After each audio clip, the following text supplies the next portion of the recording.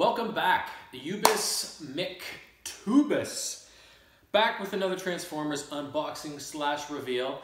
And last time around, I kind of started the next, I guess, theme for the next few characters. I started with the first of the Decepticon Seekers, Thundercracker.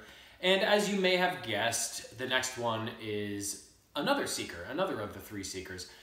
Arguably my favorite of the three. It's a really hard choice to make, but without further ado, it is the Decepticon Skywarp.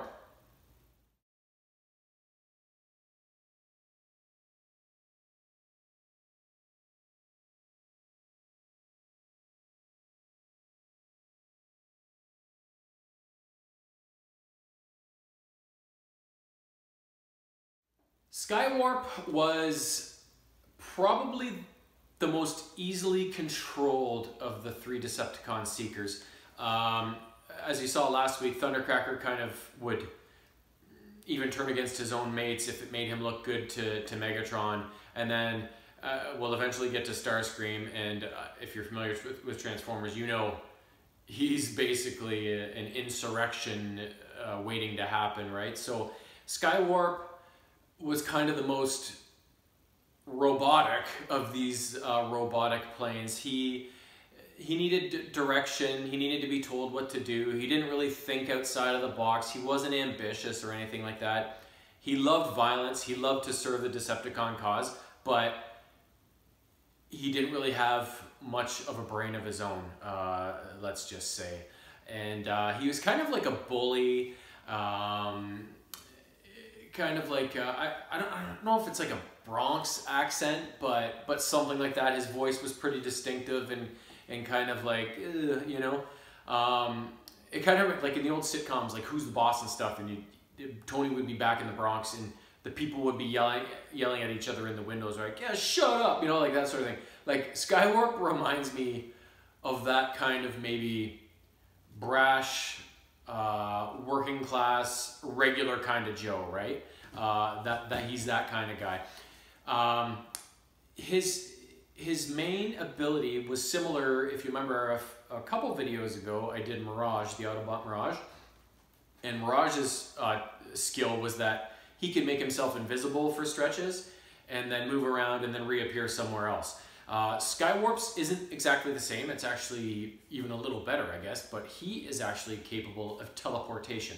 He can be flying along in the air at one point, go, oh, I want to be this place, and disappears. Immediately he is transported to that other place, which, as you can imagine, that skill would come in pretty handy for the Decepticon cause. So here actually is a little, a shorter video clip than usual, just to showcase kind of his relationship with Megatron and his ability and just how he looked in the show. So here we go.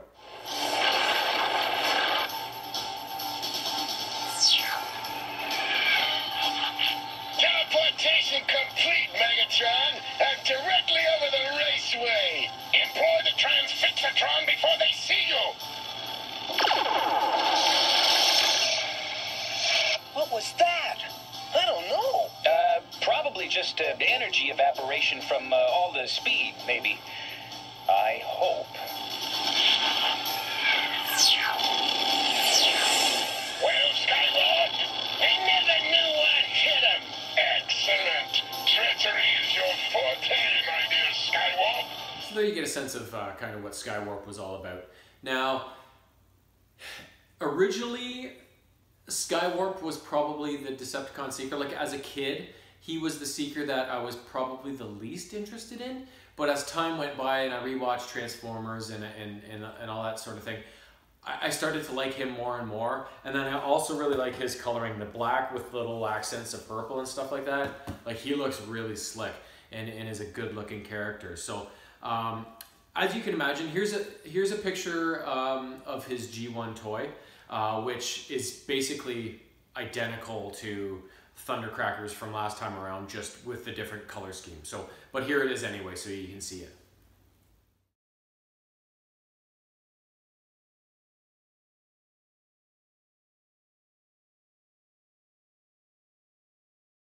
Yeah, so as you can see, it's just the same thing as Thundercracker last week.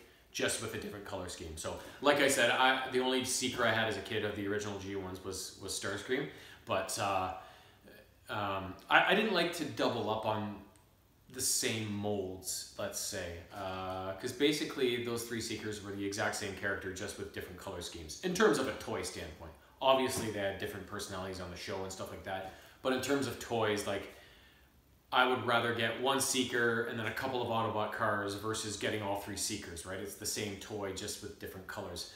You know what I mean. It's not that they're the same, but they are the same, right? So that was more my philosophy as collecting kids, toys as a kid, because I didn't have my own money. I had to kind of pick and choose, right, and kind of prioritize. But now I was able to get all 3 of these new ones, and I'm sure it's going to be exactly the same as Thundercracker, but different color scheme. But the good thing about this is that, if you remember last week with Thundercracker, when I transformed him back into robot mode, I couldn't get the cone, the plane's front cone on the back of his body hooked in with that piece of the fuselage and stuff. So now I'm going to be able to look at this character when he comes out of the box and go, oh, okay, that's how that's supposed to go. So hopefully that'll help me along with Thundercracker by looking at Skywarp. So well, let's get him unpackaged and see how he looks. Here we go with Skywarp. Let's see. I think he comes with Megatron's gun by the looks of it from the back of the package, which I think of my other characters, like a little miniature version that they can hold in their hand sort of thing. I think Soundwave also came with that, so I'll have a couple of those now. If I'm correct in assuming that. It does come with that. Yeah, there it is. So, as per the huge, you got the instructions. Nice big booklet. That's when you know you've bought a really big character. You get the actual stapled booklet rather than the unfoldable kind of regular sheet. The art card, and it's and as similar as I'm talking about, like with these same molds and everything, it's the exact same picture as Thundercracker, same artwork, just with the different color schemes. So these guys were all very interchangeable, I'm sure. And oftentimes on the show, it was funny, like when I was looking for clips of Skywarp to put in my video, there was one really good one where it showcased him in battle and using his warp ability. But often in that original Transformers show, they would mess up the colors of the characters and sometimes mess up the voices of who is speaking. So they actually have Starscream as the guy who warps in that. It looks like Starscream that's doing it, even though it's Skywarp's voice and it's supposed to be Skywarp. They gave him Starscream's coloring on the show, so I couldn't use that one. It was kind of a bust, but that was fairly common for that show and shows of that era too. I don't think the quality controls back then was quite as good as it is now, but just gave it more character, right? All right, comes with, again, a little hologram pilot. This one actually has color, and he isn't just like a see-through kind of orange one.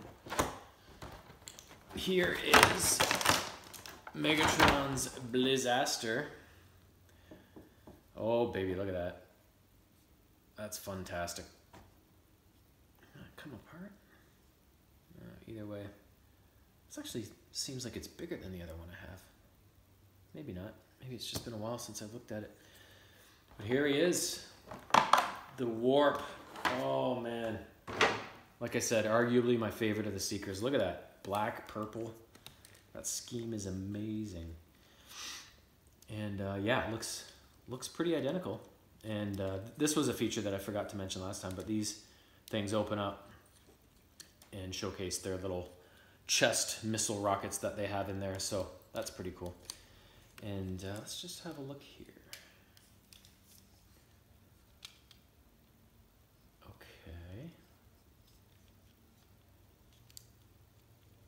All right. Yeah, so it's tucked in there nice and proper. But this was another thing I just noticed on Thundercracker after I did my video, but this kind of comes up as a little bonus feature when in plane mode, a little functional aspect there. So very cool. And the other thing you can do is these blasters, actually you can take them right off this little peg that they're on, and there's actually spots under the wings, so you can mount them kind of under the wings, which is how they were mounted on the original G1 toys when they went into plane mode. So I thought that was pretty cool. All the stuff I kind of discovered afterwards when I was playing with Thundercracker after, that's some of the things that I discovered there. So But anyways, there he is in all his glory. Let's get him into plane mode and then back again. And we will soon be done with the Skywarp.